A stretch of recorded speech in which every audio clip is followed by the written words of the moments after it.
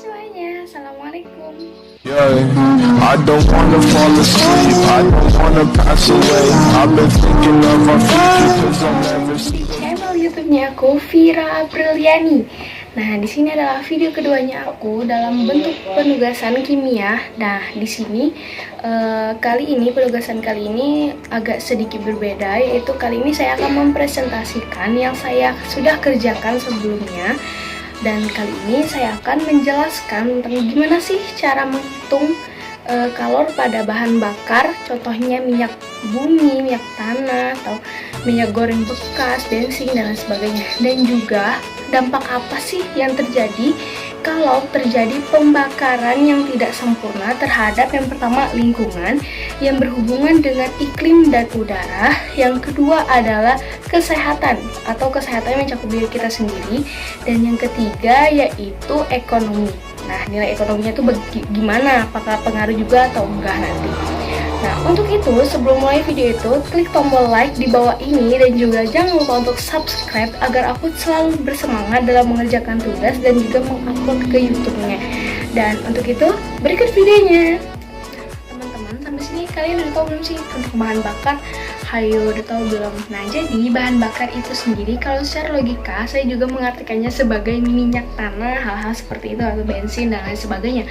Namun, definisi sebenarnya dari bahan bakar itu suatu senyawa yang bila dibakar ia akan menghasilkan kalor, dan kalor itu bisa bermanfaat untuk suatu keperluan. Nah, untuk satuannya sendiri, bahan bakar ini memiliki satuan kJ per gram. Nah, itu menyatakan berapa sih kJ kalor yang dihasilkan dari pembakaran 1 gram. Nah, itulah dia dari bahan bakar tadi. Nah, untuk itu di samping sini ada sebuah tabel beberapa kalor dari bahan bakar yang umum atau yang bisa kita ketahui, yang bisa kita kenal secara dekat.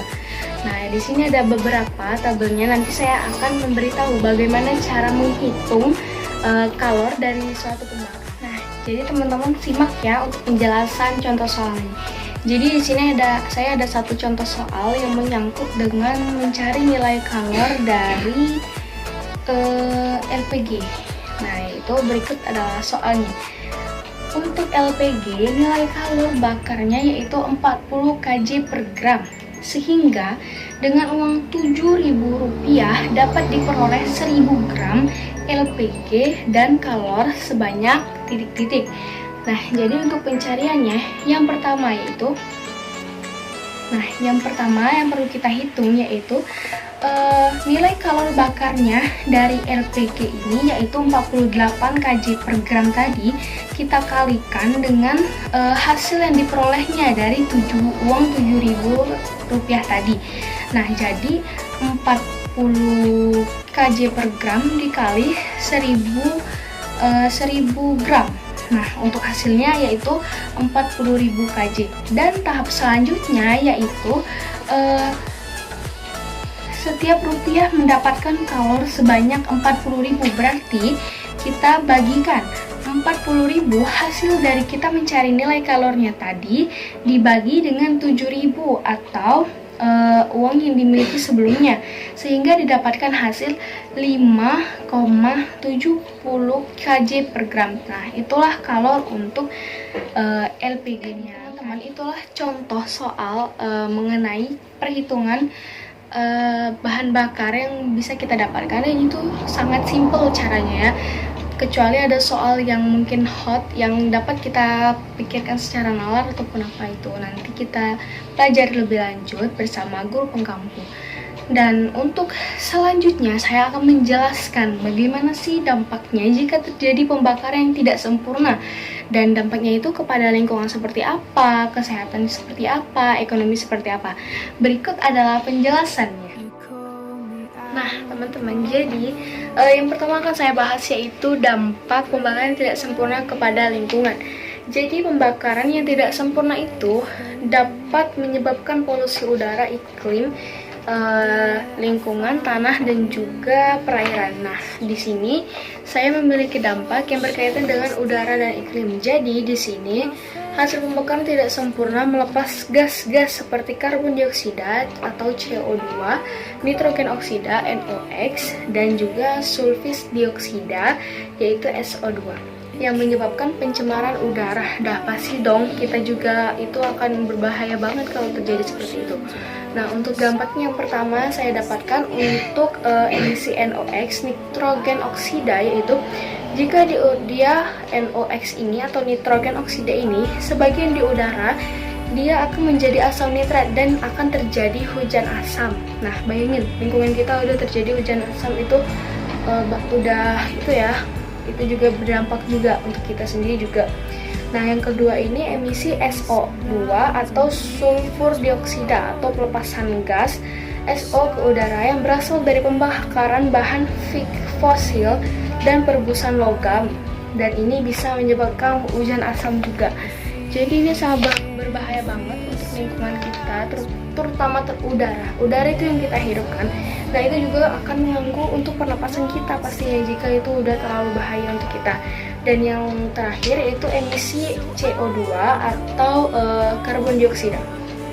Nah, untuk karbon dioksida ini jika dilepaskan ke udara, dia akan menyebabkan kadar gas rumah kaca di atmosfer meningkat sehingga bisa peningkatan efek rumah kaca, kecadaan, juga pemanasan global.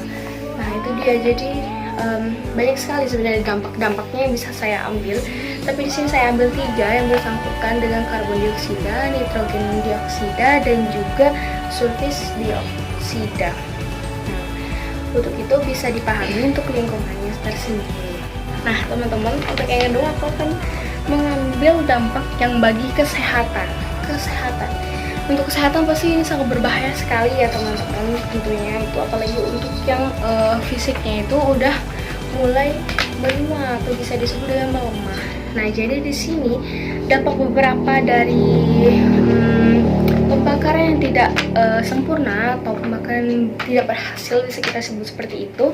Dampaknya yaitu nitrogen oksida akan menghasilkan asap kabut yang menyebabkan tumbuhan layu dan gangguan pernapasan. Nah, bayangkan, kita bisa membayangkan jika tumbuhan layu otomatis oksigen yang di tumbuhan itu sulit, dan kita sendiri jika tidak ada pohon di dekat atau di sekitar kita itu akan panas banget.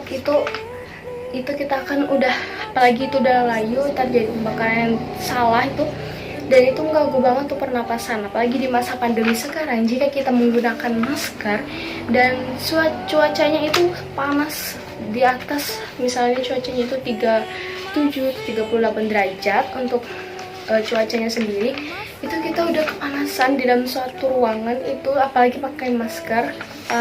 Nah, itu sulit juga jika tidak ada pohon-pohon rindung yang bisa membuat kita lebih segar. Bayangkan perbedaannya jika kita duduk di antara hutan-hutan lindung atau terdapat pohon-pohon besar tinggi, kita bernapas di situ menggunakan masker ataupun tidak menggunakan masker, dan kita duduk di antara pepohonan yang sudah layu atau bisa dibilang tidak ada lagi daunnya sudah kering dan berguguran. Apa sih perbedaannya? Kalian bisa rasakan sendiri perbedaannya, yaitu kalian akan lebih nyaman dengan pohon atau pepohonan yang lindung yang masih hijau dan segar juga. Maka dari itu kita juga harus memperhatikan itu agar kita juga tidak berdampak, agar kita tidak dapat dampaknya dari pembakaran yang tidak sempurna ini. Nah, yang kedua yaitu timbal akan menimbulkan iritasi kulit, gatal-gatal, mata perih, infeksi saluran pernapasan, memicu serangan jantung, merusak ginjal, dan mempengaruhi kemampuan otak.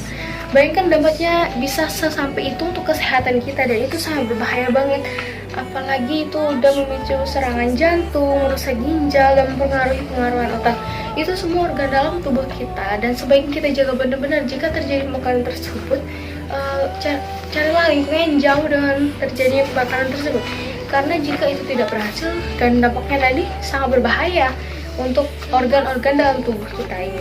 Nah, jadi yang paling parah itu bahkan paparan terhadap karbon monoksida dalam jumlah besar dapat menyebabkan kehilangan kesadaran, bahkan meninggal dunia. Itu udah parah banget jika sampai separah itu ya, tapi semoga kita berdoa tidak ada pembakaran yang sampai seperti itu. Nah, kenapa sih terjadi? Karena asap dari pembakaran tidak sempurna juga mengandung nitrogen oksida atau NO2 yang dapat menyebabkan iritasi pada mata, hidung, tenggorokan, dan juga paru-paru. Nah, jadi kita harus jaga benar-benar untuk menjaga kesehatan kita dari pembakaran yang tidak sempurna. Nah, kali ini teman-teman saya akan menjelaskan dampak yang terjadi pada ekonomi kita. Nah, jadi untuk dampak ekonomi tersendiri, dampak terhadap ekonomi lebih banyak merupakan dampak dari turunnya atau turunan, terutama adanya dampak terhadap kesehatan. Dampak terhadap ekonomi akan semakin bertambah dengan terjadinya kemacetan dan tingginya waktu yang dihabiskan dalam perjalanan sehari-hari. Dan di sini saya mendapatkan berita atau dari saya mendapatkan berita dari www.mogabai.co.id. Saya membaca yaitu, dan riset ini dia memberitahu bahwa dia menyebut mati dini 4,5 juta orang dan kerugian ekonomi sampai 2,9 triliun karena polusi udara. Kita bisa membayangkan dengan kondisi seperti itu, kita juga sangat berpengaruh untuk ekonomi kita. Karena jika banyak sekali polusi udara terhadap lingkungan kita, positif ekonomi atau nilai ekonomi kita juga akan ikut bergabung ke dalam atas terjadinya pembakaran yang tidak sempurna ini. Ya, banyak sekali yang pemerintah lakukan demi menangani pembakaran yang tidak sempurna ini dan juga mengatasi agar masyarakatnya itu tetap terlindungi, tetap aman, dan tetap juga untuk selamat. Nah, jadi jika sampai 4 juta lebih orang yang meninggal dini karena disebabkan oleh polusi udara dan nilai ekonomi kita sampai 2,7 triliun, itu sudah wow banget, karena itu sudah cukup tinggi nilai ekonomi kita. Nilai ekonomi kita sampai sebanyak itu dihabiskan oleh polusi udara yang terjadi karena hal-hal yang kita tidak sengaja kita lakukan seperti itu. Jadi teman-teman, untuk materi kali ini saya mungkin belum sangat menguasai karena saya juga masih terus belajar seperti kalian yang ada belajar di rumah saat ini, membaca di berita, kabar berita, searching di internet, membaca tugas dari guru itu sangat dipentingkan untuk kita yang sedang mengalami pandemi COVID-19 ini. Semoga kita tetap diselamatkan dari pandemi COVID ini dan kita dipermudahkan dalam setiap urusannya.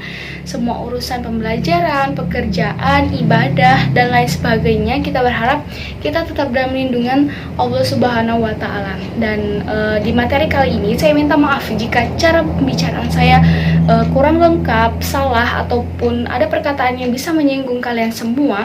Kepada Allah saya mohon ampun. Akhir kata, wassalamualaikum warahmatullahi wabarakatuh. Stay healthy. See you.